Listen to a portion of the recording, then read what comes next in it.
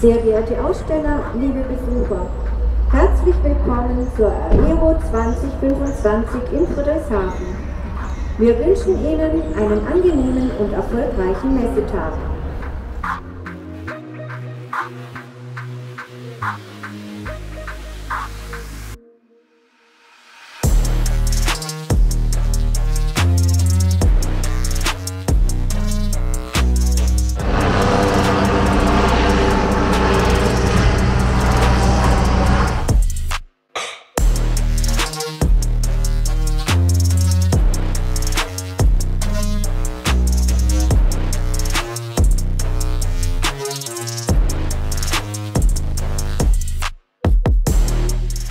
Die Aero 2025 in Friedrichshafen. In diesem Video fasse ich meine vor Ort gesammelten Eindrücke einmal kompakt zusammen und damit hallo und herzlich willkommen hier auf meinem Kanal. Mein Name ist Andi, schön, dass du da bist. Das Video ist in Kapitel unterteilt, du kannst also ganz bequem zwischen den Themen hin und her springen. Nutze gerne die Kommentarfunktion hier unter dem Video und hinterlasse zur Unterstützung dieses Kanals auch gerne Däumchen und Abo. Wir befinden uns in Friedrichshafen am Bodensee, hier dargestellt im Microsoft Flight Simulator 2024. Die Messehallen sind direkt mit dem Airport Friedrichshafen verbunden. In unmittelbarer Nähe befindet sich außerdem beispielsweise der Zeppelin-Hangar oder das Dornier-Museum. Auf insgesamt 12 Messehallen verteilen sich Themen wie Segelflugzeuge, Ultraleichtflugzeuge, Motorflugzeuge oder auch Hubschrauber bis hin zur Business Aviation. Auch das Thema Flugsimulation ist in der Flight Simulator Area mit entsprechenden Ausstellern abgedeckt, dazu später mehr. Außerdem gezeigt werden die Themenbereiche Drohnen, aber auch Dienstleistungen und Zubehör. Ein weiteres gutes Beispiel dafür, inwieweit die Aero Themengebiete abdeckt, sind die sogenannten Aero Career Days. Diese bieten informative Vorträge und interaktive Panels mit Q&A-Sessions, bei denen man sich direkt mit Vertretern der Industrie über verschiedene Berufsbilder austauschen kann.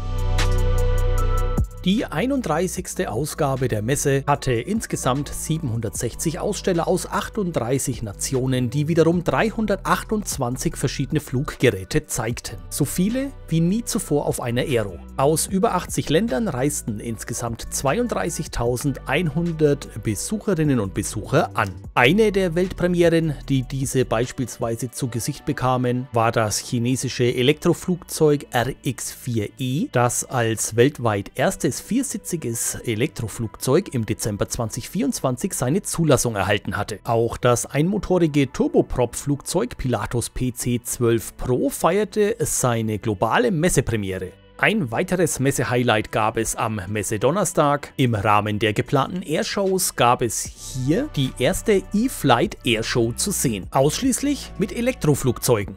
Start-ups, Forschungseinrichtungen, Hochschulen und etablierte Hersteller zeigten an den Messetagen außerdem ihre Projekte und Programme zu den Themen Wasserstoff-Brennstoffzellenantriebe sowie zu elektro- bzw. hybrid-elektrischen Lösungen. Im weiteren Verlauf dieses Videos werde ich mich, was den Kommentar angeht, auch immer wieder mal etwas zurückhalten und die Bilder wirken lassen. Zu gegebener Zeit melde ich mich dann wieder entsprechend zurück. Jetzt aber erstmal viel Spaß mit ein paar Eindrücken.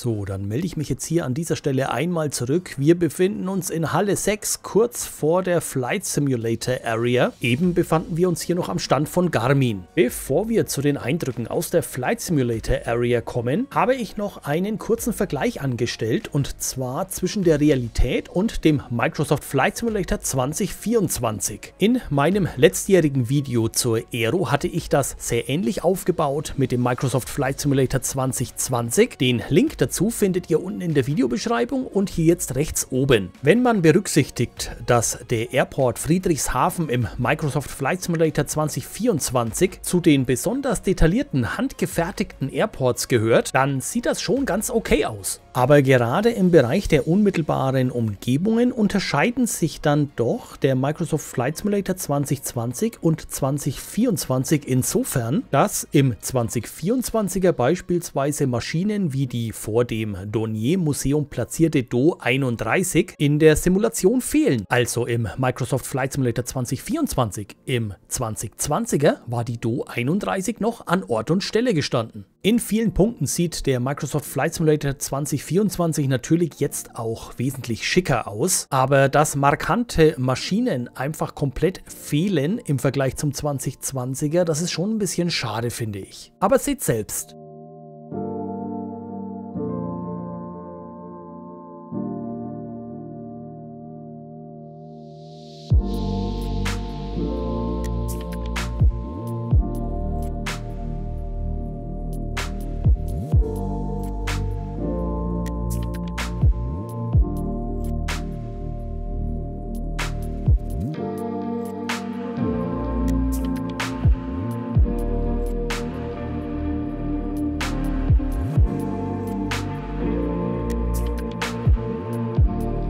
Zurück zur Messe, und dort springen wir in die Flight Simulator Area. Hierzu muss man wissen, die virtuelle Fliegerei ist selbstverständlich Thema auf der Aero in Friedrichshafen, aber vom Umfang her natürlich nicht vergleichbar mit einem Flight Sim Weekend in Lelystad in den Niederlanden. Dennoch sind einige namhafte Aussteller vor Ort und es gibt einiges zu sehen.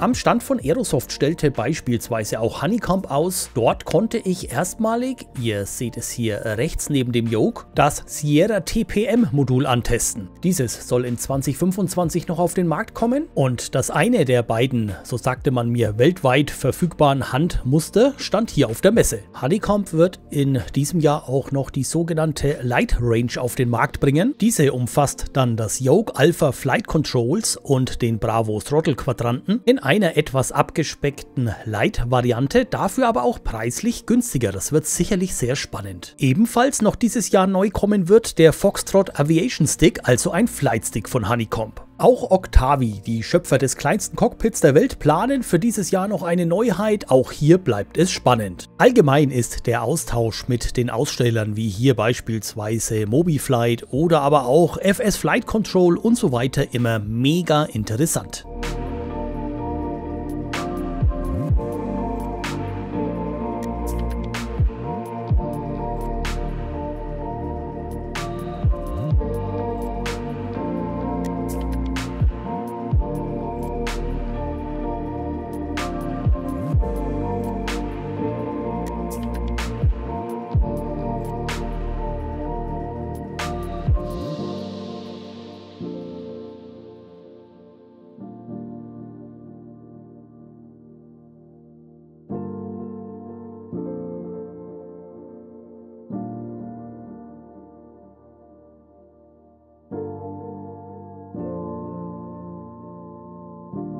Von der Flight Sim Area wechseln wir hier einmal in den Außenbereich. Airshows sind fester Bestandteil der Aero in Friedrichshafen. Eine Premiere gab es innerhalb dieses Bereichs dann aber dennoch. Denn erstmalig fand die sogenannte E-Flight Airshow statt. Also eine Airshow, die ausschließlich mit elektrisch angetriebenen Fluggeräten stattfand. Abschließend gab es dann noch einen spektakulären Segelkunstflug, aber seht selbst.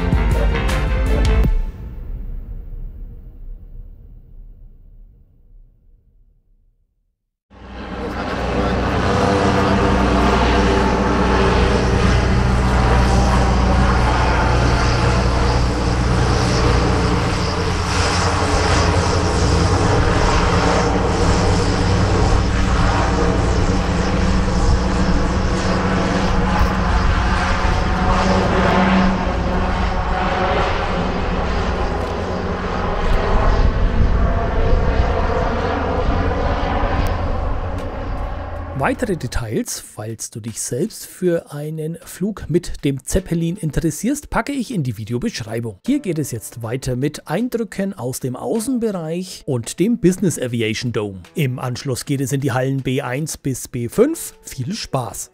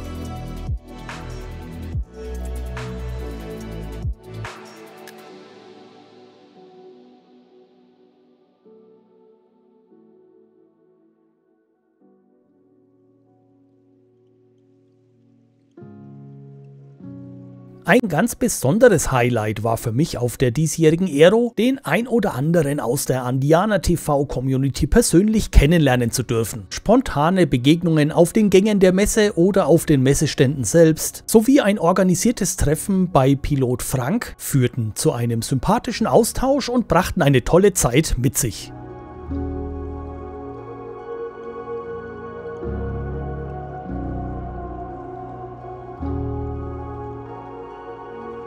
Vielen Dank für die tollen Begegnungen an alle Beteiligten.